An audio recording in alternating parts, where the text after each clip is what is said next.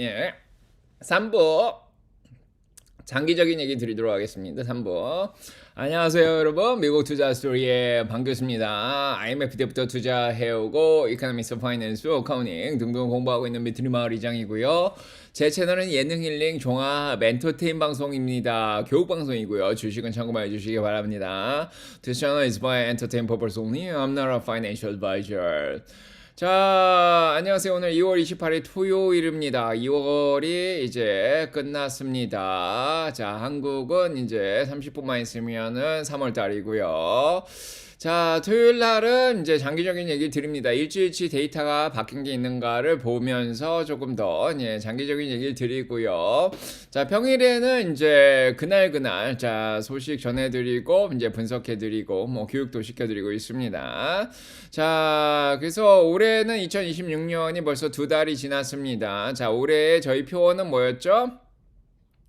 예, 분산이었습니다. 자, 올해는 분산이었죠. 네, 그래서 분산 투자가 굉장히 중요하다 얘기 드렸는데, 자, 그대로 가고 있습니다. 네, 그래서 자, 안전자산, 뭐 가치주, 뭐 이런 것들도 골고루 들고 가시면서 예, 분산하신 분들은 잘 하고 잘 방어를 하고 계실 거라고 생각이 듭니다. 지금은 일단 방어를 해야 되죠. 1월 달에 오르고 자, 2월 달에 떨어졌기 때문에 자, 3월, 4월까지 일단은 4월 이제 한 20일 정도까지 실적 기간이 좀 남았죠. 한 45일 정도 남았는데 자, 요 기간을 잘 일단 방어하면서 이제 사냥도 하고 잘 해야 되겠다 이런 생각을 합니다.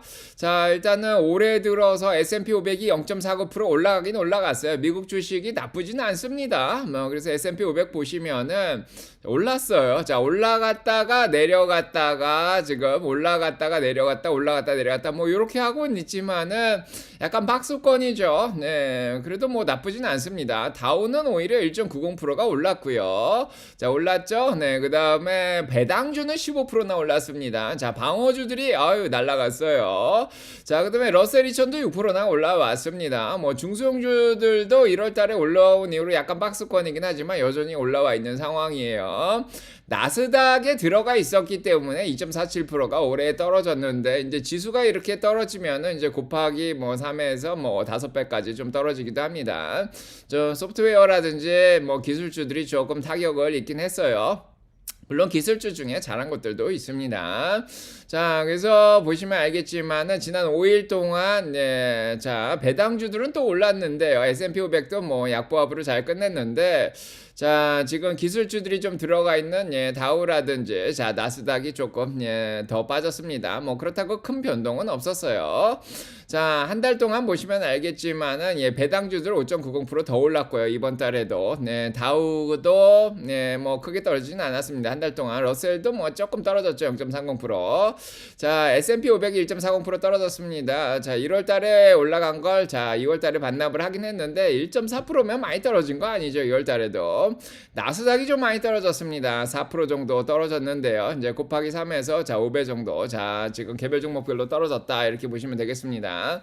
자, 소형 기술주들은 더 많이 떨어졌고, 그 다음에 조금 큰 주식들은 한 10%에서 20% 떨어졌다. 뭐 이렇게 보시면 되겠습니다.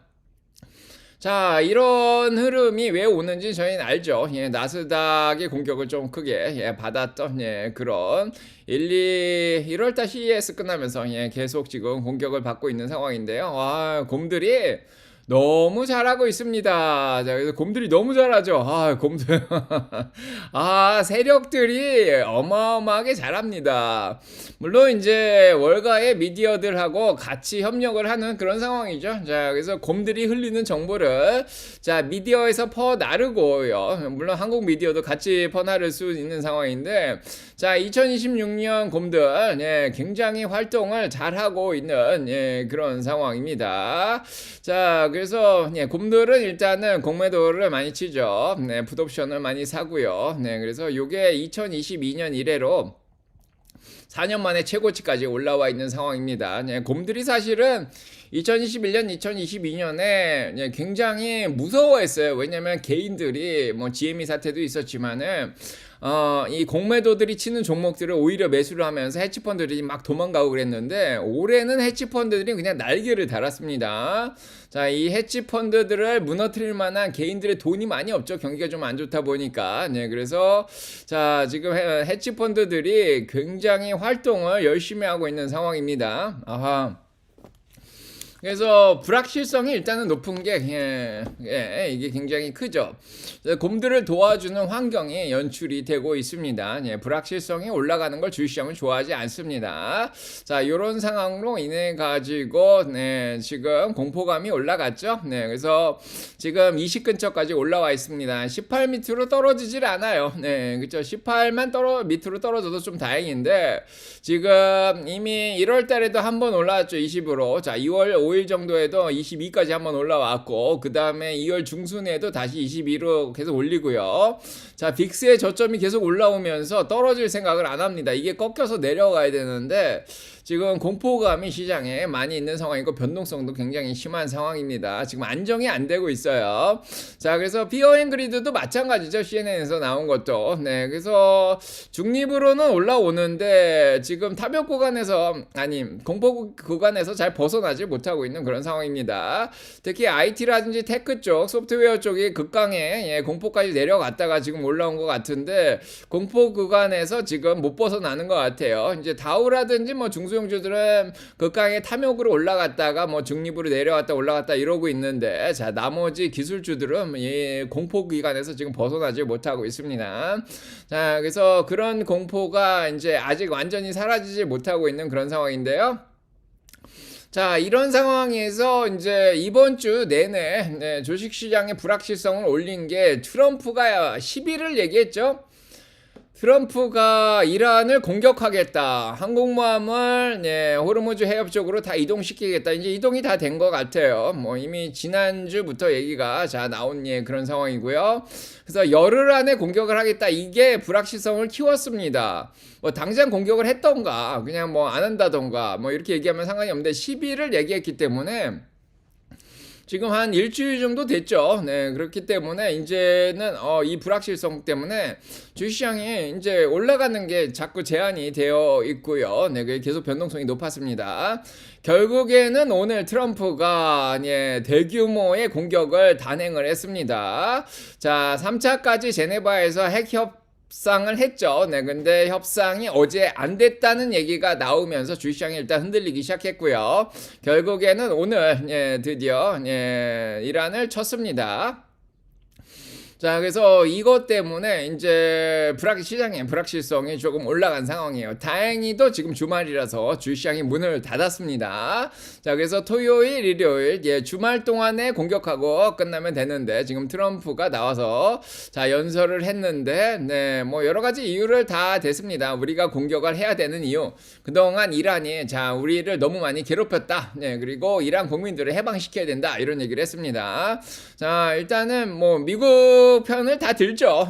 뭐 일단은 이란이 지금 독재 체제를 하면서 자, 이란 국민들이 최근에 혁명을 일으켰는데 많이들 또 죽었습니다. 자, 그렇기 때문에 어떻게 보면 미국이 도움을 주고 있는 그런 상황이고요. 자, 그래서 미국이 이란을 공격했고 그 다음에 이란 사람들한테 계속해서 혁명을 해서 seize the power 그래서 정권을 장악해라 이런 얘기를 했습니다. 자, 그래서 이란 정권을 전복시키려고 미국이 일단은 도와주고 있는 이런 양상이고요. 자, 공격을 했는데 공격 규모하고 피해는 정확하게 나오고 있진 않은 그런 상황이고요. 자, 이렇게 연기들이 올라오는 모습이 보여졌습니다. 그동안 이란의 혁명이 있었기 때문에 지금 이란 정부에서 인터넷을 다 끊어버렸죠. 그래서 이란 내에서 어떤 정보가 지금 나오고 있지 않은 그런 상황인데 지금 이렇게 사진이 몇 개 올라왔습니다. 자, 여기저기 폭격을 했는데 이란 사람들이 보시면 알겠지만은 전쟁이 일어났다 그러면 어떻게 해야 되죠? 전쟁이 일어나면 방공호로 들어가 있어야 되는데 미국이 우리를 공격해 무서워해야 되는데 이란 사람들이 지붕에 올라와 있어요. 미사일이 날라오고 전투기가 날라오면 본인들이 죽을 수 있기 때문에 옥상에 올라와 있으면 안 되는데 밑으로 방공으로 들어가야 되는데 위에 올라와 있어요. 그래서 민간인을 공격하는 게 아니라 정부 건물이라든지 아니면 이제 군사기지 이런 데를 공격했다 이런 생각이 듭니다. 물론 이제 잘못 날아가는 경우도 있는데 미국이 워낙에 정확도가 높게 쏘죠. 자, 그렇게 걱정할 만한 상황은 아니다 이런 생각이 듭니다. 자, 피난을 안 가요. 네, 오히려 이제 여기서 전복을 시켜야 됩니다. 자, 그렇고 자, 그 다음에 이제 이란도 공격을 했어요. 그래서 걸프만에 있는 아부다비 아랍에미레이트 쪽인가요? 자, 이렇게 지도를 보시면 알겠지만은 미군 기지가 이쪽에 있어요. 네, 요 카타르하고 아랍에미리트 쪽에 좀 몰려 있는 게 보이시죠? 자, 이란이 미사일을 쏴서 조르단에 있는 미군 기지를 공격하기 너무 멀고요. 이게 굉장히 거리가 많습니다. 자, 그래서 거기까지 공격하기 힘들고 요쪽을 일단은 쳤습니다. 자, 요쪽을 지금 쳤는데 미국의 이 아브라함 이 항공모함이라든지 두 대는 한 이쯤에 와 있을 것 같아요. 제 생각에는. 그래서 여기서 지금 공격을 하고 있는 것 같습니다. 조르단에서 날라오기는 좀 멀고요. 중간에 급유를 받아야 되는 그런 상황이죠. 자, 그래서 미군은 미사일도 쏘고 F-22 랩터라든지 F-35 날아가서 지금 공격을 하는 것 같아요. 자, 그래서 일단은 이란도 공격을 했는데, 자, 이쪽은 좀 뭐가 불타오르긴 하는데, 큰 피해가 있지는 않지 않나. 이쪽에 이제 방공망이 또 되어 있어요. 네, 그래서 요게 방공망 시스템이라 그러죠. 에어 디펜스 시스템이라 그러는데, 이 에어 디펜스 시스템이 요쪽에 카타르 쪽에도 있고요. 바레인 쪽에도 있고, 네, 그리고 요 사우디 쪽에도 있는 그런 상황이고, 쿠웨이트 쪽에도 있죠. 여기서 쏘면은 미사일 다 격추합니다. 네, 그런 시스템도 잘 되어 있고요. 그래서 자, 그 다음에 이제 이스라엘도 이쪽에서 쳤죠. 네, 이스라엘도 쳤고 미국도 쳤고 자, 이런 상황입니다. 그래서 이란이 이스라엘까지 못 치고요. 네, 그 다음에 이쪽에 이제 아랍에미레이트 카타르 쪽을 지금 친 것 같아요. 미군 기지 쪽을. 네. 자, 자, 그 다음에 자, 미국과 이스라엘이 이제 이란을 공격했다 이제 발표만 났고요. 실제 영상이나 사진은 안 올라오고 있으나 페이크 영상은 많이 올라오더라고요. 실제 영상은 지금 못 올라오고 있습니다. 제 인터넷이 끊겨 있기 때문에 스페이스 X도 보냈는데 자, 스타링크도 다 압수했다 그렇게 얘기 나오고 있습니다. 자, 그래서 이스라엘을 공격하고 미군 기지를 이제 공격하려고 하는데 이제 지난번에 이미 작년 8월에 미사일을 다 써버렸죠. 네, 드론도 좀 많이 써버렸습니다. 이스라엘 공격할 때. 그래서 지금 무기가 얼마 없는 걸로 지금 알고 있습니다. 네, 그래서 자, 이라니안들한테 테이크 오버 이어 거버먼트 너의 정부를 전복시켜라 이렇게 자 얘기를 하고 있고요. 자, 그래서 이 공격의 포커스는 미국 사람들이 결코 이 핵무장한 이란에 의해서 위협을 다시 받지 않게 하겠다 이렇게 얘기를 하고 있습니다. 자, 그래서 이제 표면적인 이유는 자, 이란의 이제 핵시설을 일단은 다 없애버리려고 지금 노력을 하는 것 같아요. 자, 그래서 미국과 이란은 일단은 계획 자체가 며칠 동안 공격하겠다. 강력하게 공격하겠다 이렇게 얘기를 했습니다. 4일 정도 얘기를 하는데 트럼프는 아마 주식시장 걱정을 하기 때문에 아마 토요일하고 일요일 이틀 정도 공격을 하지 않을까 이런 생각이 듭니다. 자, 그 다음에 이란이 미사일과 드론으로 자, 이스라엘을 공격했다 그러지만은 별 피해 상황은 없는 것 같고요. 자, 그래서 미사일을 이제 미군 기지 쪽으로 공격했는데 그쪽에선 연기가 좀 올라오는 게 좀 보여졌습니다. 자, 아랍에미레이트 쪽에 시민이 한 명 사망한 거는 좀 보고가 올라왔습니다. 이란 쪽보다는 아랍에미레이트 쪽에 시민이 한 명 죽었다. 그래서 이란은 정확도가 좀 떨어지죠. 그래서 아무데나 쏜 것 같아요. 그랬더니 자, 아랍에미레이트 사람이 한 명 지금 사망한 사건이고요. 그 다음에 호르무즈 해협에서 지금 탱커들이죠. 유조선들이 지금 자, 옮겨가고 있는 상황이고요. 기름값은 조금 올라간다 이렇게 얘기를 하고 있습니다. 자, 그래서 아까 저저직강 때 다 얘기를 드렸지만은 이제 전쟁이 미국 주식에 어느 정도 영향을 미칠까? 자, 이거는 일단은 주식시장이 열렸으면 좀 영향을 받았겠지만 주말 동안에만 공격하고 끝나면은 이제 생각보다는 충격을 그렇게 많이 받진 않을 것 같다 이런 생각이 좀 듭니다. 네, 그래서 뭐 몇 시간이 중요한 게 아니라 주말 동안에 끝나면 되죠. 주말 동안에 끝나고 월요일부터는 이제 정상화가 됐으면 좋겠다 이런 생각이 드는데 자, 일단은 기름값이 제일 큰 문제입니다. 자, 일단은 금요일날 뭔가 깸새를 알았던 것 같아요. 뭐 알았을 수도 있고 첩보가 들어왔을 수도 있고 아니면은 이미 이번 지난 주말에 안 쳤으니까 이번 주말밖에 기회가 없다. 주식시장이 안 열렸을 때. 자, 그렇게 생각을 했던 것 같아요. 그래서 어제 기름값이 70불대에서 유지가 좀 되다가 어제 올라왔습니다. 72불로 올라왔죠. 2.87% 정도 올라왔습니다. 자, 그래서 한동안 60불대였다가 많이 올라온 그런 상황인데 뭐 계속 얘기 드리지만 72불은 비싼 게 아니에요. 자, 오펙도 오늘 발표를 했는데 자, 기름을 더 생산을 늘리겠다. 이러면 기름값이 안정될 수 있습니다. 그래서 저희가 걱정하는 거는 80불이 넘어가고 90불이 넘어가면 정말 걱정을 합니다. 자, 우크라이나 전쟁 때 100불 위로 올라간 적이 있었죠. 네, 그래서 요 정도 80, 90불 위로 올라가기 시작하면은 그때부터 걱정하면 되고요. 그건 월요일 날 보면 자, 될 것 같습니다. 자, 웨스텍사스 오일도 67불까지 올라오긴 했는데 뭐 미국 본토에서도 기름은 많이 나죠. 네, 그래서 요 기름은 일단 북해산 원유도 있고요. 뭐 미국 기름들도 있고 오펙에서 생산하는 게 이제 중요하긴 하지만은 아프리카나 중동 쪽에 아프리카 쪽에서도 생산은 계속 될 거고요. 중동 쪽에서만 뭐 생산되는 게 한 30% 되나요? 네, 그래서 큰 영향은 없을 거다 이런 생각이 드는데 자, 일단은 좀 지켜봐야 되겠습니다. 자, 그래서 기름값만 좀 걱정을 하면 될 것 같고 금은 당연히 올라오죠. 금요일날 좀 알았던 것 같아요. 5267불까지 다시 올라왔습니다. 4500, 600까지 내려갔다가 다시 올라왔고요. 자, 안전자산인 금으로 몰렸습니다. 그 다음에 은도 좀 올라왔죠. 93불까지 올라왔고요. 자, 그 다음에 10년물 채권도 가격이 올랐죠. 금리가 4.3 정도에서 4%대가 어제 깨졌어요. 경제 지표랑 상관없이 지금 전쟁이 일어난다는 걸 알았던 것 같아요. 자, 10년물 채권 금리가 내려오면서 반대로 움직이죠. 가격은 올랐습니다. 자, 그래서 채권 매수세가 들어왔고요. 금은 기름값 다 지금 올라와 있는 그런 상황입니다. 자, 그래서 상황을 계속 지켜봐야 되는데 월요일 날은 이제 공격을 안 하면 다행이다 이런 생각이 좀 들고요. 네, 그렇고요. 베네수엘라도 기름은 있는데 베네수엘라는 기름만 있지 정유 시설은 없습니다. 그게 도움은 안 되고요. 자, 그다음에 자, 그래서 일단은 미국 채권이 안전자산으로 또 여겨지니까 채권 쪽 매수세가 자, 2월 달에 많이 들어왔습니다. 자, 그래서 굉장히 오래간만이죠. 2025년 이래로 거의 2년 만에 지금 채권이 오래간만에 가격이 많이 올랐습니다. 자, 그래서 자, 이번 달은 금은 채권 굉장히 좋았고 안전자산들도 배당주들 자, 이런 것들이 좋았던 그런 2월 달이었습니다. 자, 그다음에 두 번째죠.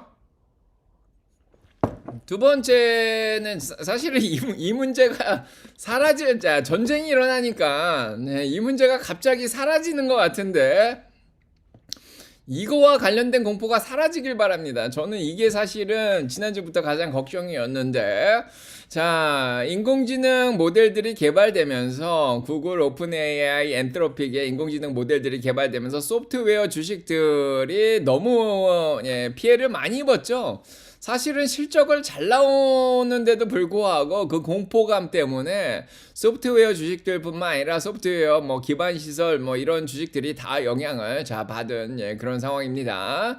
그래서 이 공포가 완전히 사라지질 않았어요. 그래서 사스 기업들, 소프트 기업들, 비디오 게임, 보험, 그다음에 금융 자산들이라든지 상업용 부동산 이런 데까지 막 영향을 미쳤고요. 그다음에 사이버 보안 업체들까지 영향을 미쳤다가 다시 거꾸로 돌아가서 자산운용사, 사스 기업들 다시 충격을 받았습니다. 실적이 발표 나고 오히려 세일즈폴스 같은데 더 떨어뜨리고 그다음에 자, 아무튼 어제도 금융주들이 굉장히 충격을 많이 입었죠. 자, 이번 주에 가장 무서웠던 건 월요일 날 나온 거죠. 시트리니 리서치가 한 번 더 나왔었습니다. 자, 2028년 경제 전망 이렇게 얘기를 하면서 이 시트린이라는 데가 이제 뭐 시트론하고 비슷하다고 봐도 됩니다. 뭐 야데니 리서치 이런 데는 유명하죠. 자, 그런데 이제 시트린은 뭐 그렇게 알려지지 않은 금융 보고서를 내는 데인데 약간 공매도 보고서처럼 나왔다 이렇게 보시면 됩니다. 그래서 2028년이면은 인공지능 때문에 많은 기업들이 일자리를 축소시키고 결국 대공황이 올 거다 이런 얘기를 하면서 사람들한테 겁을 줬어요. 이미 다 알고 있는 사실이죠. 어떻게 보면은 이걸 또 보고서를 어마어마하게 길게 냈습니다. 저도 읽느라고 정말 고생할 정도로 페이지가 많았는데, 자, 그래서 기본은 이거였습니다. 그래서 AI 투자가 늘어나면은 AI의 이제 생산성이 올라가고, 그러다 보면은 회사들이, 노동자들이 적게 필요하고, 그러다 보면은 이제 와이칼라 직업이죠. 여태까지 저희가 좋다는 뭐 사자 들어가는 그런 직업들 있잖아요. 자, 아무튼 그런 교육이 많이 필요한 그런 직업들의 해고가 더 많이 늘어날 것 같다. 지금 그런 일이 사실은 일어나고 있습니다. 자, 이미 작년부터 계속해서 일어나고 있고요. 뭐 아마존 지금 몇만 명씩 지금 해고를 시키고 있는 그런 상황이죠. 자, 마이크로소프트 빅텍들도 해고를 많이 시켰습니다. 자, 그러다 보면은 이 돈을 많이 버는 사람들이 돈을 적게 쓸 거다 이런 얘기가 나오고, 그러면 경제가 약화되고, 경제가 약화되다 보니까 이제 회사들도 결국 비용을 줄이기 위해서 인공지능을 더 많이 채택을 해서 마진율을 올리려고 그럴 거고, 그러다 보면은 자, 인공지능 투자를 더 늘리고, 그러면 자, 사람들을 더 많이 해고, 자, 이게 이제 어떻게 보면 순환이 되는 게 아니라 계속해서 경제를 악화시킬 것이다 이런 얘기가 나왔습니다. 자, 그러다 보니까 지금 사람들이 해고를 많이 당하면서 실업률이 많이 올라갈 거다. 자, 이런 얘기를 하면서 이제 올해 10월까지는 지수가 8점까지 올라갈 수 있지만, 자, 내년부터 2028년까지 미국은 대공황을 겪을 거다 이렇게 얘기를 했습니다. 뭐 긍정적인 거는 올해까지는 괜찮다 이런 얘기를 또 했어요. 자, 그래서 뭐 올해까지는 괜찮나 보다 이렇게 생각하면 되고, 이제 차차 상황을 추이를 보면 되는데, 이런 보고서가 나오니까 너무 불안하죠. 사람들이 불확실성이 올라가는 거죠. 어떻게 보면 불확실성은 주식시장은 싫어합니다. 자, 이런 상황에서 IBM이 크게 충격을 받았어요. 엔트로픽에서 코발이라고 랭귀지를 새로 뭐 발표를 했는데, IBM이 또 경쟁업체죠. 이쪽이 이제 랭귀지를 써가지고 소프트웨어를 개발하고 있었는데, IBM이 11%가 월요일날 또 빠지면서 그래서 자, 소프트웨어 기업들이 피크를 쳤습니다. 자, 월요일날 가장 2월달 들어서 가장 많이 떨어졌어요. 정말 무서웠죠. 자, 하지만은 자, 엔비디아의 실적 발표가 나면서 젠순왕이 이렇게 얘기했습니다. 시장이 틀렸다. 인공지능이 소프트웨어에 위협을 미친다. 이거는 논리적이지 않다. 자, 이렇게 얘기를 했습니다. 지난번에도 이렇게 얘기를 했죠. 시스코 AI 서밋에 가가지고 지금 인공지능 모델은 모델이고 소프트웨어 기업들은 뭐 특허도 있고 요거를 오히려 이용해야 되는 그런 상황이지, 소프트웨어 기업들을 대체한다는 게 비논리적이다 그렇게 얘기를 했습니다. 자, 그 다음에 JP 모건도 나오고 골드만삭스도 나오고 웨드부시도 화요일날 나와가지고 지나치게 팔렸다 이런 얘기를 하면서 소프트웨어 기업들이 화수목 3일에 걸쳐서 지금 올라왔습니다. 그래서 콜옵션이 많이 늘어났다가 어제 좀 정리가 되긴 했지만은 그렇게까지 걱정할 상황은 아니다 이런 얘기들이 나오면서 시장 분위기를 좀 바꿔놨죠. 자, 그래서 요거를 세일즈폴스에서 실적 발표를 했을 때만 하더라도 주가가 좀 떨어졌어요. 근데 이제 소프트웨어 기업들이 반등하면서 이제 세일즈폴스도 역시 반등을 했는데, 세일즈폴스 CEO도 나왔습니다. 사스포칼립스. 사스, 소프트웨어 as a service죠. 그래서 소프트웨어를 서비스를 제공하는, 미국 하면 소프트웨어죠. 하드웨어는 뭐 중국 항공, 뭐 일본 이렇게 됐었고, 미국 하면 소프트웨어인데, 결국 미국의 근간인 소프트웨어 기업들을 흔드는 이런 사태가 2020년에도 있었다. 근데 지금 6년에도 한 번 더 왔다. 6년 만에 사포칼립스다. 예, 사스포칼립스다. 이렇게 자 표현을 하면서 우리는 그때도 잘 이겨냈기 때문에 이번에도 잘 이겨낼 거다. 그렇게 얘기를 하고 있고 여전히 많은 회사들이 지금 사스를 이용하고 있다. 소프트웨어를 여전히 이용하고 있다. 그렇게 얘기를 하고 있습니다. 자 그래서 LLM 시장, 자 이 인공지능 모델 시장에서도 여전히 사스는 중요하다. 소프트웨어는 중요하다. 이렇게 자 얘기를 하면서 주식이 자 소프트웨어 기업들이 잘 반등을 자 했습니다. 자, 근데 어제 이제 3일 동안 반등을 하더니 이제 더 반등을 하진 않고 있어요. 일단은 약간은 소프트웨어 기업들에 대한 약간 불신이나 불확실성이 아직은 조금 남아 있어요. 반등을 하긴 했는데 자, 한번 내려갔다가 반등을 하긴 했는데 예. 자, 생각보다 반등한 기업들은 있어요. 뭐 어도비 같은 데는 반등을 했죠. 네. 그다음에 어제 올라온 주식들도 또 있습니다. 소프트웨어 기업들 중에. 근데 이렇게 내려가는 흐름에서 지금 완전히 벗어나지는 못한 그런 상황이에요. 네. 그래서 여기서 지금 올라갈 듯 내려갈 듯 지금 이렇게 하고 있습니다. 자, 그래서 일단은 아직까지 소프트웨어 기업들에 대한 공포라든지 이런 것들은 아직 남아있는 상황이라서 주식시장이 좀 영향을 받았고요. 하지만 뭐 여기서 다시 튀어 올라올 수도 있는 거죠. 그래서 자 이번 주의 흐름을 보면은 더 떨어뜨릴 만한 그런 상황은 아니다. 자 이런 생각이 들고 제이미 다이먼이 나와서 이게 JP 모건 CEO죠. 계속 뭐 이 얘기를 또 합니다. 그래서 지금은 레먼 브라더스 2008년 경제 위기 이전에 지금 그때도 금융위기가 왔었는데 이번에는 지난주에 얘기 드렸던 사모펀드죠. 프라이빗 에쿼리 펀드, 뭐 벤처캐피탈 이런 데서 조금 바보 같은 일들을 많이 해왔다. 뭐 바퀴벌레들이다. 뭐 이렇게까지 표현을 했는데 이 사모펀드 프라이빗 에쿼리 펀드에서 지나치게 뭐 돈을 많이 빌려주고 투자를 많이 해왔다 이렇게 또 얘기를 했습니다. 요게 좀 공포를 일으킨 그런 상황이죠. 그래서 지난주에 블루아울 얘기를 많이 드렸었는데 자 지금 탄광의 카나리 노란색 카나리가 뜨면은 위기다 이런 얘기를 드렸는데 요 걱정이 아직까지 사라지지 않았어요. 그래서 어제 금요일날 떨어진 이유가 요거죠. 그래서 이 사모펀드들이 돈을 무리하게 투자를 해서 중소형주 기술주들이라든지 소프트웨어 기업들에 너무 많이 투자를 했다. 그래서 얘들이 지금 파산 위험에 있다. 그래서 돈을 빌려다가 투자를 받아가지고 투자를 했는데 이 투자한 것들이 좀 불안하다 이러는 거죠. 소프트웨어 기업들도 그렇고 중소형주 특히 소형주들도 그렇고 그래서 어제 소형주들이 조금 자 많이 타격을 입었습니다. 자, 그렇죠?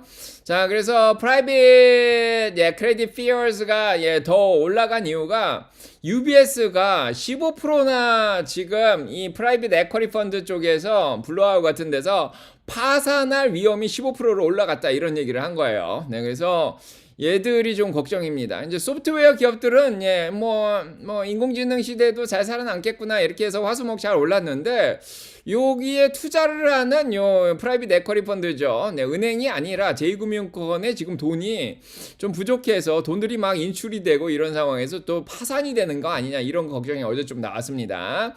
자, 그래서 15%나 UBS가 올리면서 좀 걱정을 했죠. 자, 그래서 지금 소프트웨어 기업들의 돈을 대주고 있는 소프트 기업들 하면 뭐 오라클에도 돈을 많이 대줬죠. 뭐 코어웨이브에도 돈을 많이 대줬죠. 그다음에 뭐 소형주들 중에 수익을 못 내는 이런 기업들도 채권을 계속 발행하면서 돈이 필요해요. 자, 그래서 이 프라이빗 에쿼리 쪽이 인공지능 쪽에 지금 충격을 입는 그런 상황이고 아마 이제 전체 인공지능이나 소프트웨어 관련된 기업들의 지금 론을 준 게 40%, 투자를 거의 40% 가까이 했다는 거예요. 이 사모펀드라든지 이런 프라이빗 에쿼리 펀드에서 40% 가까이나 지금 새로운 AI 쪽에 투자를 했다는 거죠. 이런 거 보니까 갑자기 2021년에 빌황 사태가 생각이 들죠. 빵 버블이라 그래가지고 빌황이 돈을 어마어마하게 빌려다가 AI 기업에 그때 빵 기업에 넣었다가 빵 기업이 2022년에 주저앉으니까 빌황이 결국 파산을 했죠. 자, 그랬던 사태가 있었습니다. 그래서 약간 그런 사태랑 비슷한 거죠. 사모펀드 쪽에서 소프트웨어랑 이 소형주에 너무 많이 돈을 넣어놔서 40%나 넣었기 때문에 지금 불안불안하다. 이 걱정 때문에 돈도 막 투자자들이 회수하려고 그러고. 자, 그래서 이 산업 자체가 1.8조 달러 되는 시장이다 이렇게 얘기를 하고 있습니다. 그래서 약간 어떻게 보면은 아마존 정도 규모가 되는 거죠. 1.8조 달러 이 규모의 시장이 지금 2008년 경제 위기랑 좀 비교할 수 있을 정도의 조금 우울함이 좀 있다. UBS에서 어제 이런 보고서를 냈습니다. 그래서 이쪽이 좀 안정되는 거를 좀 기다려야 되는 그런 상황이에요. 그런데 이제 다행히도 뱅크 오브 아메리카라든지 뭐 이렇게 JP 모건에서 융자를 해주겠다 이렇게 얘기를 하면서 이쪽에 돈을 대주고 있고요. 소프트웨어 기업들도 이 프라이빗 에쿼리 펀드에서 빠져나와서 이 뱅크 오브 아메리카나 JP 모건 지금 은행들한테 돈을 좀 잘 빌리고 있는 그런 상황입니다. 그래서 이 사태는 좀 지켜보고 있어요. 그래서 어느 정도 충격을 받을지. 자, 그렇습니다. 자, 그렇고. 자, 그래서 지금 일단은 이 모든 움직임의 중심에 헤지펀드들이 있어요. 그래서 이게 그냥 구조적인 문제다 이렇게 보기엔 좀 애매하고 사실은 다들 보면 큰 문제가 아니에요. 우리가 이미 알고 있었어요. 자, 뭐 어도비 얘기할 때부터 벌써 뭐 3년 전, 4년 전부터 계속 얘기를 드렸죠. 뭐 인공지능이 개발되면은 뭐 조금 뭐 어도비 같은데 좀 힘들 수도 있다. 뭐 소라 나오고 2023년부터 얘기를 드렸죠. 다 알고 있는 건데 다시 한번 미디어들이 크게 부풀리고 헤지펀드들이 이제 공매도로 들어오면서 일이 좀 커진 것처럼 보이는 그런 사태입니다. 그래서 그렇게까지 걱정할 상황은 아니다 이런 생각이 들어요. 그래서 지금 보시면 알겠지만 소프트웨어나 서비스 쪽의 공매도가 역대급으로 올라오는 게 보이죠. 2022년에도 이렇게 많이 안 올라왔었습니다. 근데 2020년에서 2021년 빵버블이 터질 때 있죠. 그때보다도 더 많이 올라와 있어요. 자, 그래서 전체 지금 공매도 이율이 3%에서 지금 3.8%까지 올라왔어요. 결국 이 곰들이 헤지펀드들이 얼마나 지금 공매도를 많이 치고 있는 게 보여요. 그들이 너무 무섭게 들어오고 있습니다. 자, 요때만 하더라도 GME 사태 나면서 시트론 공매도 보고서 나오면서 이제 개인들이 막 들어가가지고 우리가 더 이상의 공매도들 장난에는 우리가 질 수 없다 이러면서 아들아 미국 주식 이렇게 하지 마라 여기 다 적어놨습니다. 한번 읽어보시고요. 그런 일들이 한번 일어나야 되지 않나 싶습니다. 자, 개인들이 으쌰으쌰해서 공매도들을 한번 또 이렇게 그때 GME 사태처럼 좀 쳐줘야지 헤지펀드들이 무서워서 못 들어오지. 지금 겁이 없어요 헤지펀드들이. 그렇습니다. 자, 그래서 지금 헤지펀드들이 소프트웨어나 서비스 쪽의 공매도를 거의 기록적으로 역대급으로 3.8%까지 올렸다. 자, 2022년 이래로 공매도가 뭐 90% 가까이 오른 상황이다 이렇게 얘기를 하고 있습니다. 자, 그래서 지금 헤지펀드들의 롱숏 비율이죠. 롱숏 전략을 치시는데 거의 공매도가 1.15까지 비율이 올라갔다 그러죠. 그래서 오히려 롱보다도 숏 공매도 비율이 더 올라갔습니다. 2021년 때는 4.74밖에 안 됐던 그런 상황인데 그때보다도 지금 공매도 비율이 올라왔다 이렇게 얘기를 하고 있습니다. 자, 그래서 공매도들이 들어와서 주가를 조작을 할 수 있는 중소형주들이 조금 더 그중에 기술주들이 더 타격을 입는 그런 상황이다 이렇게 보여지고요. 자, 일단은 미국의 롱으로 잡아야 될 그런 롱 세력들이 있죠. 황소들이 해외로 빠져나간 것도 어떻게 보면 좀 이유가 될 수도 있습니다. 자, 그래서 저 뭐 유럽이라든지 한국 같은데 아시아로 돈이 빠져나가기 때문에 롱이 없죠 지금. 근데 숏 세력들만 미국에 남아 있으니까 미국에 더 지금 공매도들한테 더 위험이 노출되어 있는 상황이다 이렇게 보이면 됩니다. 자, 그렇습니다. 자, 그래서 일단은 어제도 이제 엔비디아 실적 발표 나고 이틀 동안 공매도들이 엔비디아만 집중 포화를 한 것 같죠? 네, 세일즈포스랑 스노우는 안 건드리고. 자, 우리가 지금까지 올라온 주식 중에 수익 실현 욕구가 가장 심하면서 고평가되어 있다는 그룹이 반도체가 아닐까 이런 생각을 한 거죠. 반도체의 대장주는 엔비디아다 이렇게 생각을 한 것 같고요. 그래서 실적 발표 전에 얘기를 드렸죠. 여기에 공격이 들어올 가능성이 있고 이거냐 아니면은 세일즈폴스냐 스노우냐 소프트웨어를 한 번 더 공격할 거냐 아니면 반도체를 엔비디아를 공격하면서 끌어내릴 거냐 이 생각을 했을 것 같아요. 근데 소프트웨어는 이미 빠진 만큼 빠져서 먹을 게 별로 없는 상황에서 많이 올라와 있는 반도체들 고평가되어 있는 것들을 적정주가 위저다 여기 엔비디아를 치면서 끌어내리는 게 좋지 않을까 이러면서 지금 반도체들을 이틀 연속 끌어내린 게 아닌가 자 이런 생각이 듭니다. 그래서 엔비디아를 집중 포화했고요. 네, 그다음에 나머지 반도체들도 같이 떨구는 와 정말 기가 막힌 공격들이 아니었나 이런 생각이 듭니다. 자, 그 다음으로 세 번째로는 일단 엔비디아를 공격하면 효율적인 게 뭐냐면은 빅텍들도 같이 공격을 할 수 있죠.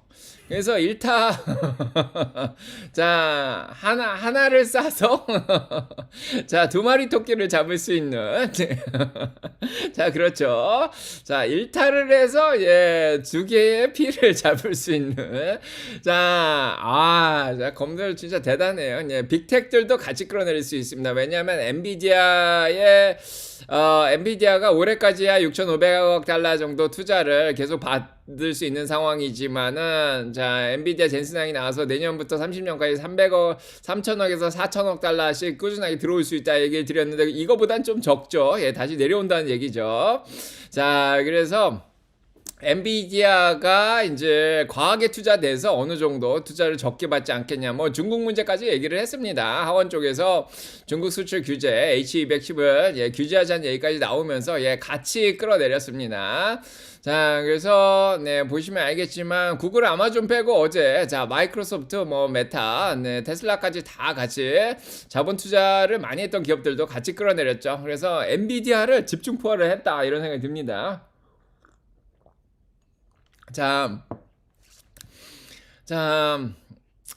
그런 상황이고, 그래서 일단은 어제 오픈 AI가 1100억 달러를 더 투자 받았습니다. 아마존에서 500억 달러, 엔비디아에서 300억 달러, 소프트뱅크에서도 투자를 받았고, 오픈 AI가 투자를 너무 많이 받는 게 아니냐, 이런 얘기가 나올 정도로 지금 오픈 AI 시총이 어마어마하게 지금 올라와 있는 상황이에요. 이제 전 세계 시총 10위 안으로 이미 들어온 것 같죠. 그래서 이 얘기를 다시 한번 꺼내면서 어제 빅텍들도 같이 공격을 했습니다. 자, 마침 맞게 코어이브가 실적이 또 미스를 해줬죠. 요 실적이라도 잘 나와야 되는데 엔비디아가 투자를 하고 있는 코어이브, 네비어스 이런 것들 있죠. 그래서 지금 인공지능 관련된 기반 시설에 투자를 하고 있는 코어이브가 그동안 엔비디아 칩을 어마어마하게 사줬단 말이에요. 근데 실적이 미스가 났어요. 자, 그러니까 코어이브를 20% 가까이 떨어뜨리면서 어제 장중에 보니까 22%씩 떨어뜨리고 그런 것 같은데 코어이브를 떨어뜨리면서 엔비디아가 투자하고 있으니까 엔비디아까지 같이 끌어내린 거예요. 굉장히 소재가 굉장히 좋았습니다. 자, 하지만은, 젠순왕이 얘기를 했죠. 이런, 공매도들 공격이야 일시적인 거고, KPX 투자는 계속해서 늘어날 것이다. 자, 그래서 2030년까지, 수익이 더블, 이렇게 늘어난다. 이렇게, 얘기를 했습니다. 자, 이런 상황이고, 엔비디아 실적을 보십시오. 야, 데이터 센터 매출이, 이게 그냥 둔화가 되면은 이렇게 갔어야 되는 게 정상인데, 지난 분기 매출도 기하급수적으로 확 늘어났죠. 이번 매출도 기하급수적으로 늘어났죠. 마진율이 75%예요. 정확하게 75.2%. 와, 너무하죠. 너무 실적이 좋습니다. 이게 이렇게 늘어나고 있는 상황인데 이거를 지금 떨어뜨린다고요. 네, 일단 롱이 없어서 그렇습니다. 자, 주가가 190불, 200불이 넘어가니까 개인들도 뭐 더 사고 싶은 생각도 안 들고, 네, 오히려 자, 수익 실현하고 싶은 생각도 들고, 자, 그래서 일단은 밀렸다 생각이 듭니다. 이제 밀 만큼 밀렸다. 자, 이런 생각이 좀 들고요. 자, 그 다음에 네 번째로는 이제 관세 문제는 좀 해결이 됐죠. 네, 그래서, 자, 미국의 관세가 10%로 이제 정해졌습니다. 자, 대법원에서 관세를 취소시켰는데, 상호관세를.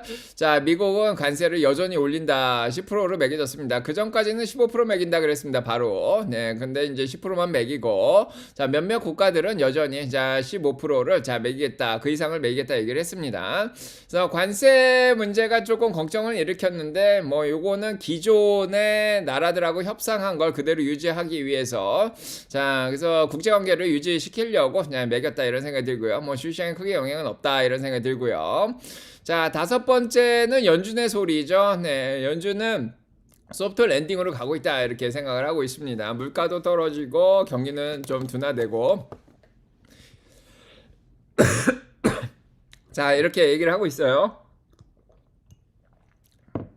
자 죄송합니다. 예, 기침이 좀 나오는데 자 근데 이제 어제 약간 이 걱정이 조금 들어왔어요. 자 이 걱정이 뭐냐면은 물가가 올라갔어요.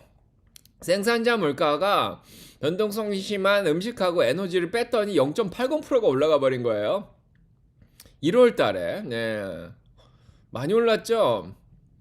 와 지금 11월 달에까지 내려가고 있었는데 갑자기 이렇게 올라온 거예요. 작년 거의 7월 수준으로 생산자 물가가 올라왔습니다. 자 그때는 이제 관세 매겨서 좀 영향이 있다 그렇게 얘기를 했지만은 지금 이렇게 물가 올라온 게 너무 이상할 정도로 확실히 세계 물류가 좀 문제가 있고 뭐 일단은 관세도 있고 네, 이런 문제로 해서 도매 물가가 올라온 게 아닌가 싶습니다. 자 그래서 물가가 올라온 게 어제 좀 걱정을 일으켰어요. 스태그플레이션이 아니냐 이렇게 하죠. 예, 지난번에 근원 물가도 12월까지 3%까지 올랐거든요. 생산자 물가도 3%가 넘어온 상황이고 이러다 보니까 연준에서 금리를 올릴 수도 있겠다 이런 생각이 어제 들어온 거예요.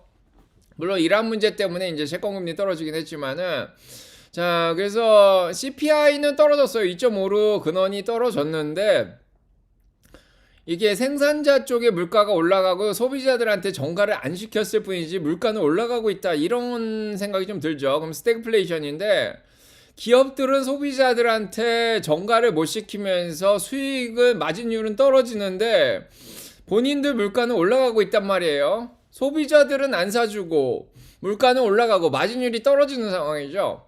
그러니까 좀 걱정이 되는 거예요. 네, 그래서 자 연준에서는 노동시장은 안정되어 있다. 네, 물가는 좀 올라와 있다. 이렇게 얘기했는데 물가가 진짜 올라오고 있는 게 아닌가 이런 생각을 합니다. 자, 그래서 자, GDP는 좀 떨어지고 물가가 이제 2.4, 2.5로 올해를 예상을 했는데 이게 3%대를 넘어가고 있잖아요. 그래서 연준이 경제 전망에서 올해 목표로 한 것보다 더 높아요, 지금. 자, 그러다 보니 이게 어떻게 해요? 예, 그래서 금리를 올려야 되는 상황이 올 수도 있습니다. 그래서 이게 금리는, 물가는 올라가고, 경기는 떨어지고, 스태그플레이션이죠. 그러면 연준에서 어떻게 할 수 있는 방법이 없어요. 자, 그래서 이게 좀 걱정을 일으키고 있습니다. 그래서 저는 뭐 소프트웨어든 뭐 인공지능이든 전쟁이든 일시적인 생각을 하는데 근본적인 경제가 물가가 올라가면은 올해 금리 2번 내린다 그랬는데 못 내릴 가능성도 좀 생기는 거죠. 자, 그래서 경기가 둔화되고 있어서 금리는 올려야 되는데 물가가 올라가 버렸어요. 그러니까 금리를 올리기가 쉽지가 않은 상황이 펼쳐지고 있습니다. 지금 물론 이제 정부 셧다운 때문에 떨어지긴 했는데 실질 GDP가 지금 1%대로 떨어졌죠. 1.4% 정도로 지금 떨어져 있는 상황입니다. 1.4%죠. 자, 소비자들의 소비도 1%대로 떨어져 있는 상황이고 미국의 투자도 지금 0.7%밖에 안 되고요. 뭐 정부 셧다운 때 정부 수요, 정부 성장은 마이너스긴 하지만은 자, 수출도 마이너스로 떨어졌고요. 수입도 그렇게 늘지 않은 그런 상황이죠. 그래서 경기가 지금 둔화되고 있고 물가가 올라가서 좀 힘듭니다. 있습니다.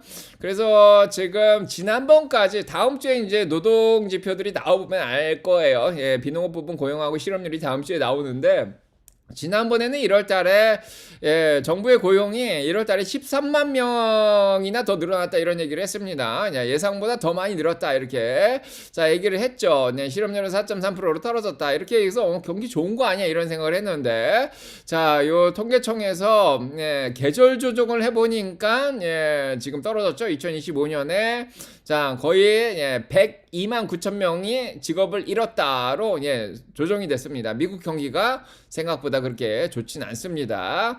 예, 그래서 안정화됐다고 했지만 진짜 안정화된 건가? 네, 그 다음에 컨퍼런스 보드에서 나온 거죠. 자, 1월 달에는 경기가 조금 반등을 했는데 지금 경기 상황이 2020년 수준이에요. 예, 계속해서 소비자들의 자신감이 떨어지는 모습을 자 보여주고 있습니다. 소매 판매도 지금 0으로 떨어져 있죠. 네, 경기가 그렇게 좋지는 않습니다. 경기 선행 지수도 예, 지금 떨어져 있는 상황이고 예, 12월 달에도 떨어져서 5개월 연속 지금 떨어지고 있는 상황이죠. 자, 그래서 이런 상황 속에서 연준 위원들은 노동시장 걱정은 아직은 안 하는데, 자, 일단은 물가 걱정을 할 수 있는 지표들이 나오니까 연준 위원들이, 자, 연준의 회의록에서, 자, 몇몇 사람들이 물가를 올리겠다 이런 얘기를 해버렸죠. 그래서 요게 계속해서 저희 머리에 있습니다. 금리를 못 내리는 게 아니냐. 뭐, 아직까지는 6월달까지 3에서 3.2에서 3.5로 내리겠다가 아직은 57% 정도 되고, 7월달은 좀 높죠. 12월까지는 이제 2.75, 3에서 3.25로 두 번 이상 내린다가 지금 한 72% 정도는 되는 상황입니다. 두 번 내린다고 지금 가정하고 있어요.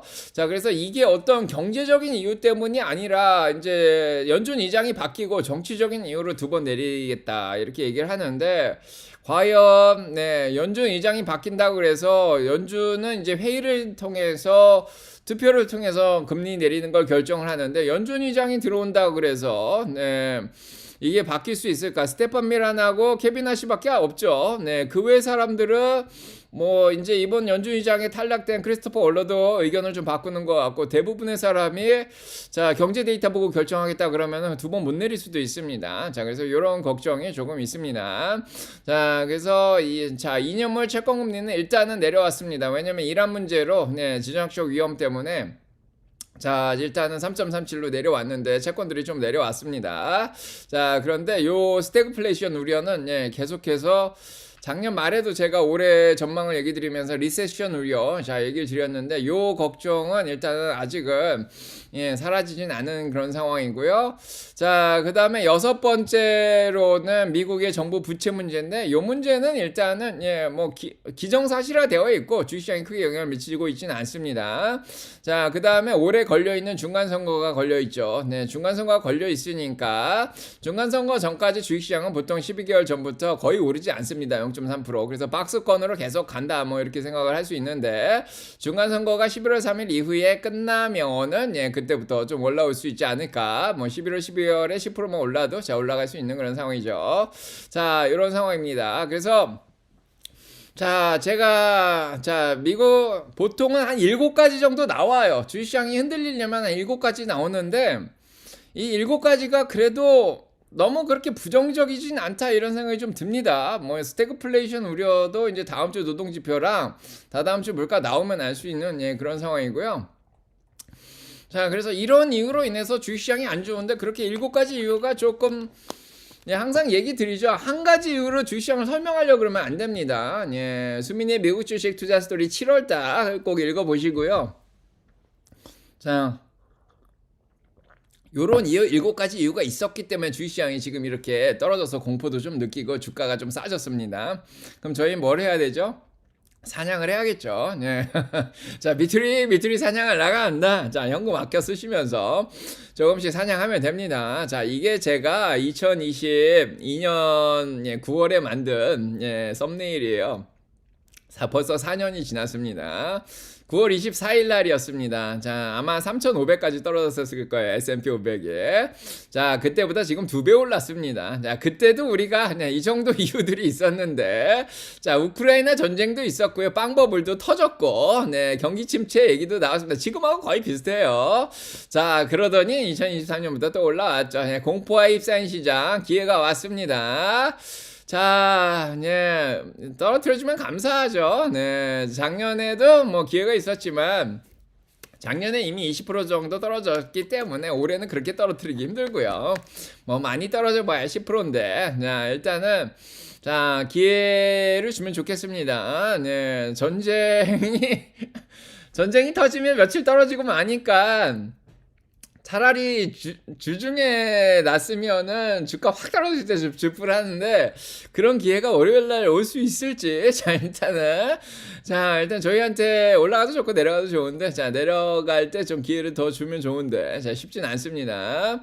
자, 주식시장 폭 자체가 네, 지금 넓어요. 네, 주식이 일관적으로 떨어지는 게 아니라 오히려 주식시장 폭이 올라왔어요. 예, 작년 4월만큼 떨어지진 않았지만 11월 달에 주식시장 폭이 굉장히 좁았다가 다우라든지 중소형주도 올라오고 뭐 빅텍 중에서도 좀 잘하는 것들이 있죠. 네, 그러면서 주식시장 폭이 작년에 이제 6월, 7월에 회복했을 때만큼 지금 올라온 상황이에요. 폭이 굉장히 넓어요.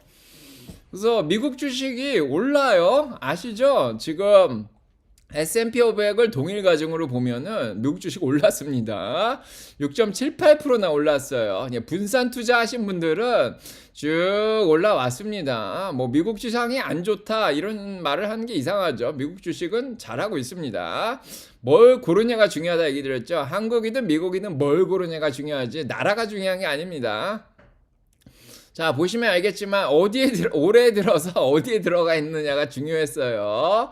자, 너무 빅텍 위주로만 들어가 있었다. 그러면은 올해 손해가 좀 많이 난 거고, 예, 금융주들도 너무 많이 들어가 있으면 안 좋았고요. 네, 오히려 이렇게 메모리 쪽이나 이런 데 들어가 있으면 수익을 많이 냈고, 반도체 장비도 올해 굉장히 좋았습니다. 뭐 30-40%씩 올랐고, 컴퓨터 하드웨어도 잘 올랐어요. 네, 요쪽도 뭐 몇십 %씩 올랐고, 그 다음에 지금 작년에 마이너스였던 홈디포, P&G 이런 것들이 10몇 %씩 올랐죠. 네, 그래서 이건 작년 말에 얘기 드렸습니다. 그래서 자, 이런 배당주들이 작년에 진짜 안 좋았는데 거의 못 올랐는데 올해 자 올라왔고요.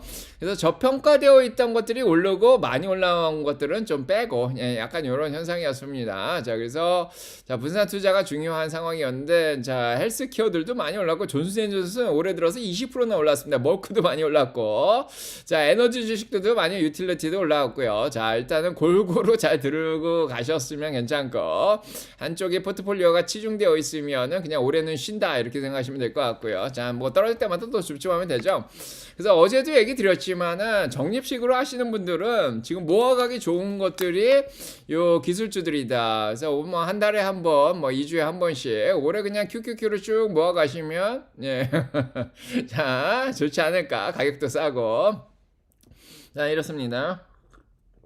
자, 그래서 S&P 500이 이제 박스권에 있어요. 네, 작년 11월 이후로 예, 작년 10월이죠. 예, 작년 10월 이후로 네, 지금 올해 들어서 지금 박스권입니다. 올라갔다 내려갔다 하는데 뭐 많이 떨어져도 지금 100일까지도 안 내려와요. 네, 100일까지도 안 내려오고 있습니다.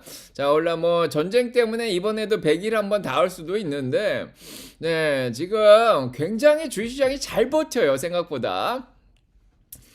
예, 공매도들이 모인 데만 떨어졌지 사실은 주식시장에 공매도들도 돈이 한계가 있어서 특정 섹터나 특정 기업들에만 몰려 들어가지 뭐 전반적으로 주식시장을 던지고 도망가는 그런 분위기가 아니에요. 네, 그래서 지금 뭐 굉장히 레질리언트하죠. 주식시장 맷집이 좋습니다.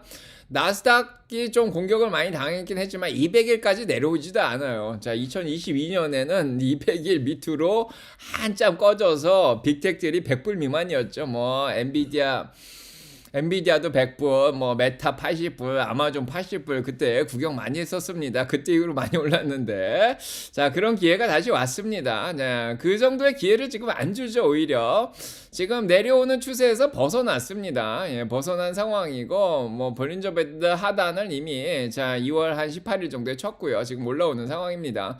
어제 구글하고 뭐 아마존 이런 거 올라오는 거 보니까 뭐 그게 걱정할 상황도 아니에요. 자 애플도 내려왔다 올라왔고요.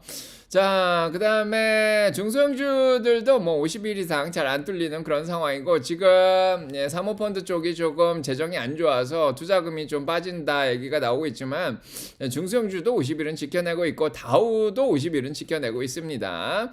자, 그래서 너무 그렇게 걱정할 상황은 아니다. 이런 생각이 들고, 매출 자체가, 예, 계속 늘고 있죠. 자, 그 다음에 골드만삭스도 올해 매출이 12% 이상 상승한다. 이런 얘기를 했습니다. 자, 그리고 기업들 실적 발표 보시면 S&P 500 기업의 74%가 예상보다 실적을 잘 내고 있어요.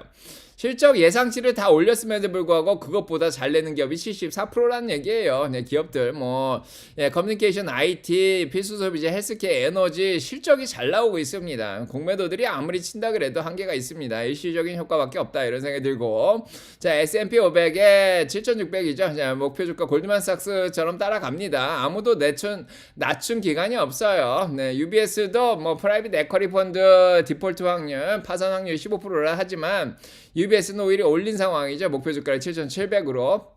그래서 평균적으로 7,600 간다고 생각하고 있습니다. 자, 뭐 일단은 쉬고 있지만 언젠간 또 반등을 하겠죠. 네, 뭐 한 4월, 5월, 6월?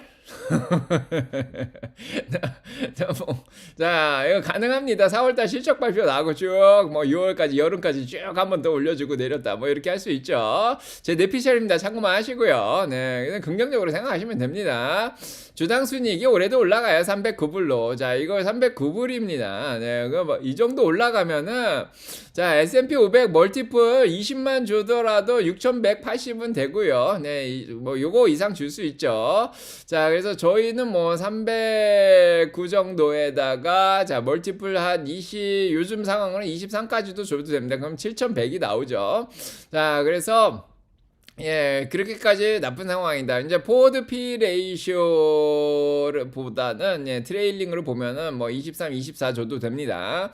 그래서 실적은 잘 나오고 있고 뭐 항상 얘기 드리지만은 기관들의 MMF 마켓에 돈이 2023년부터 너무 많이 늘어나서 지금은 1.3조 달러가 아니라 7.7조 달러, 8조 달러까지 들어가 있습니다. 이게 어마어마한 돈이야. 뭐 에쿼리 펀드가 1.4조 달러가 날라가더라도 자 지금 그거보다 훨씬 더 많이 MMF 현금이 있어요. 떨어지면 들어옵니다. 줍줍하려고 기다리고 있어요. 일부러 떨어뜨리는 것 같기도 한데 자 M2 통화, 저축성 통화 계속 늘어나고 있고 뭐 일반 통화량도 늘어나고 있고 떨어질 이유가 별로 없습니다. 자 일부러 떨어뜨려서 그렇지.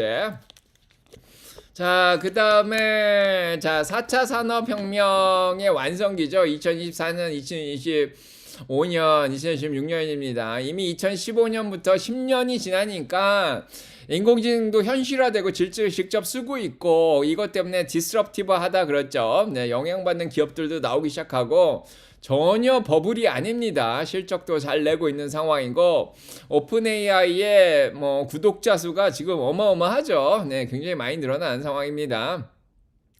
그래서 지난번에도 얘기 드렸지만 인공지능이 혜택만 주고 있다가 인공지능이 지금 디스럽션을 하고 있습니다. 이제 관련 산업들을 구조조정하는 그런 단계고요. 자, 그 다음에 이제 구조조정이 끝나고 인간들한테 해를 끼치기도 하는데 결국 법적 제도나 정치적인 힘을 발휘해서 자, 인공지능과 인간이 같이 개발이 되면서 이제 공존하는 시대가 올 거다. 긍정적으로 보시면 됩니다. 그래서 시트리니 리서치 보고서를 너무 심각하게 생각할 필요가 없어요. 자, 인간들이 많이 해고를 당하면 정부에서는 예, 보조금을 또 주면 됩니다. 네, 그래서 실업수당을 많이 주면 되는 거고요. 생산성이 올라간 만큼 기업들은 세금을 더 많이 낼 거고 그 세금을 걷어다가 인간들한테 복지제도를 올리면 됩니다. 너무 걱정할 필요 없습니다. 미래를 긍정적으로 보세요. 자, 그래서 엔비디아 실적 보세요. 681억 달러, 73%나 더 늘어났습니다. 자, 매년 60%씩 늘어나는 것도 아니고 73%씩. 자, 이런 상황에 자, 기업들의 지금 버블은 아니다. 자, 뭐 5단계로 따지면은 자, 젠슨왕의 인공지능 발전 5단계가 있죠. 자, 일단은 에너지 기업들 실적 늘어나죠. 그 다음에 반도체 기업들 실적 늘어나죠.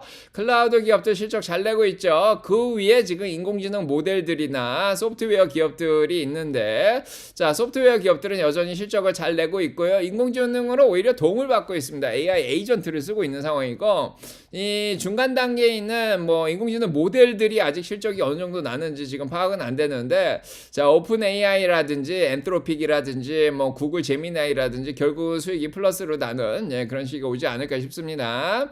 자, 그래서 올해도 보시면 알지만 이 빅7이죠. 매그니피스 7 7개 기업에 실적이 27.2%가 더 늘었습니다. 예, 그래서 12월 31일 날 20% 상승할 거로 생각했는데 그때보다도 27%가 더 늘었어요. 기업들이 실적을 이렇게 잘 내는데 주가를 떨어뜨린다고요? 말이 안 됩니다. 다른 493개의 S&P 500의 기업들은 실적이 9.8%밖에 안 늘었어요. 4.4%에서 좀 늘긴 했지만은 결국 4차 산업혁명의 주도는 이 7개 기업이 잘 하고 있는 상황이고, 자, 거기에다가 보시면 알겠지만 앞으로도 이제 보고서 이제 실적이 23.5%가 더 늘어난다고 얘기하고 있습니다. S&P 500 기업의 나머지 493개 기업은 11.8%밖에 안 오르는데 빅텍은 23.5%예요. 쭉 올라가면 적정 주가도 쭉 올라가죠. EPS도 올라가고, 네, 쭉 올라갑니다. 네, 그래서 걱정할 일이 아니다 이렇게 생각이 됩니다. 자, 전쟁은 일어나지만은 결국 윈윈하는 그런 시대가 오지 않을까. 자, 2028년 30년 정도부터 5차 산업혁명이 일어난다 그러죠. 네, 결국에 제가 얘기했습니다. 자, 2028년을 제가 강조를 많이 했는데 요즘 2028년 얘기를 많이 하더라고요. 자, 2028년, 2030년, 자, 양자도, 네, 우주도, 네, 로봇들도 인간과 공존하는 시대가 자, 오고 있습니다. 자, 너무 걱정하지 마시고요. 뭐 장기적으로 긴 호흡으로 주식시장 보시면 될 것 같습니다. 자, 올해 쉬더라도 결국에는 뭐 쭉 올라가지 않을까. 선거 끝나고. 네. 자, 다음 주 보도록 하겠습니다. 뭐 다음 주 걱정을 많이 하시겠지만, 자, 이란 공격이 토요일 날, 일요일 날로 이틀 끝나면은 보통 3데이 법칙이죠. 네, 3데이 법칙입니다. 저희는 효율적 시장을 믿습니다. 공격을 하는 날이 주가가 제일 많이 빠지고 그 다음날 조금 더 빠지고 3일 만이면 회복을 하는데 주말이 껴있기 때문에 월요일날 큰 영향이 없을 수도 있어요. 뭐 조금 밀리긴 하겠지만은 자, 뭐 그때 또 줍줍해서 들어올 것 같고, 자, 그래서 네, 지금 다음 주에 어닝이 더 중요하죠. 어닝이. 자, 그래서 지금 제가 제일 걱정하는 거는 스태그플레이션 우려이기 때문에, 자, 경기가 좀 둔화되면서 물가가 떨어지는 게 중요하다 이런 생각이 듭니다. 자, 그래서 타겟 실적이 어떻게 나오냐, 베스트바이 실적이 어떻게 나오냐, 다음 주 목요일날 코스코의 실적이 어떻게 나오냐, 4차 산업혁명과 관련해서는 수요일날 브로드컴의 실적이 어떻게 나오냐. 자, 그 다음에 소프트웨어 기업들은 크라우드 스트라이크의 실적 화요일날이 중요할 거고요. 네, 그 다음에 5차 산업혁명은 리게티 양자의 실적 발표. 자, 이런 것들이 중요합니다. 자, 다음 주도 뭐 실적들이 많이 나오고요. 자, 그 다음에 뭐 다음 주가 굉장히 중요한 주예요. 네, 그래서 스태그플레이션, 전쟁보다는 스태그플레이션 걱정을 해야 되는데, 자, 당장 월요일에 나오는 ISM의 제조업, 지금은 약간 물가 걱정이 있어서 패러다임이 조금 바뀔 수도 있습니다.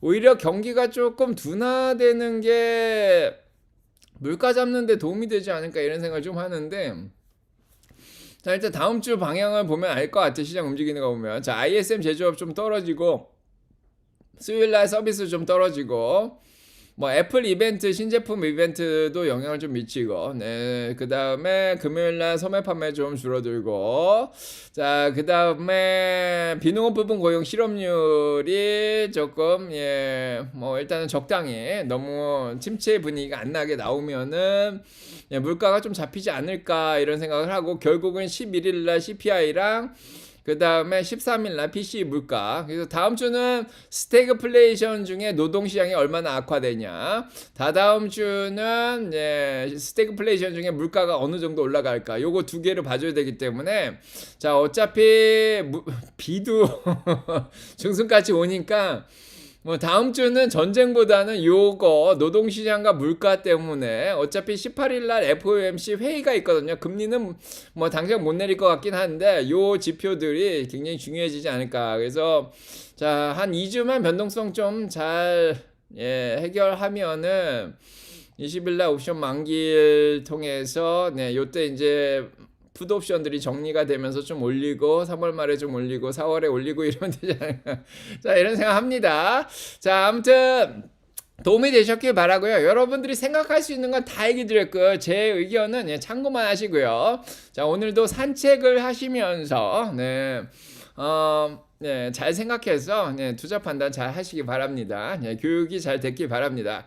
자, 1시간 동안 이렇게 얘기 드렸는데요. 좋아요는 꼭 눌러주셔야겠죠. 자, 여러분과 사랑 평화 넘치게 기도드리겠습니다. 질문 있으시면 하시고요. 화이팅.